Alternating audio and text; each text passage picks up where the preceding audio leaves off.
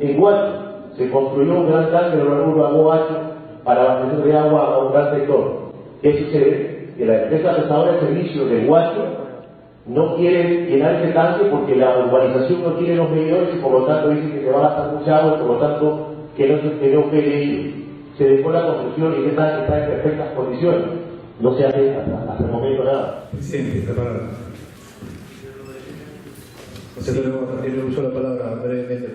La verdad, presidente, que quedó claro que ha venido a hacer una campaña política el expresidente, y a mí lo que me sorprende y me parece que el señor Alvarado o no vive en la provincia de Cañete o en la región Lima, o no le consulta a sus consejeros qué es lo que hace este consejo.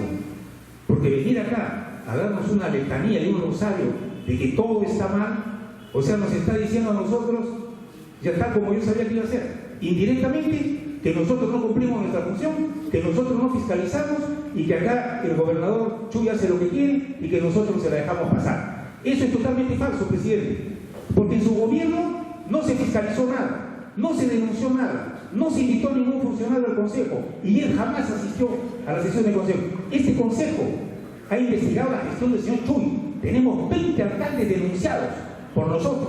Hemos fiscalizado los encargos del señor Alvarado y de todos sus funcionarios. Y hay 38 denuncias en la Fiscalía Anticorrupción contra él, sus gerentes, sus funcionarios y los proveedores. Hemos sacado 550 acuerdos, 50 ordenanzas y decenas de cosas, 70 dictámenes de fiscalización. ¿Cómo puede decirnos a nosotros que nosotros no estamos haciendo nada? Y en esta gestión, no ha habido nunca un gobierno regional que haya investigado tanto a sus funcionarios. Los hacemos ir constantemente, los hemos interpelado, hemos pedido censurarlos. ¿Cómo nos puede decir que nosotros no hacemos nada? El que no ha hecho nada es él, y si quiere que entre acá y vamos a debatir los encargos donde él ha firmado, presentado y se han llevado 10 millones de soles a sus funcionarios. Eso es todo, presidente.